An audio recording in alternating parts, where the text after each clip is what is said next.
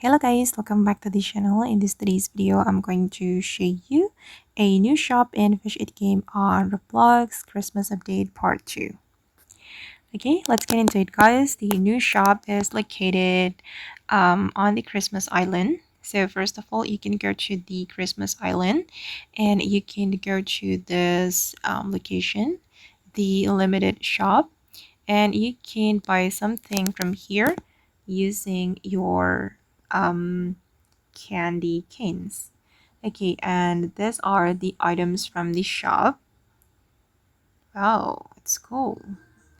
You can buy with your candy canes right here, guys. And I don't want to buy something from here, so I just want to go back.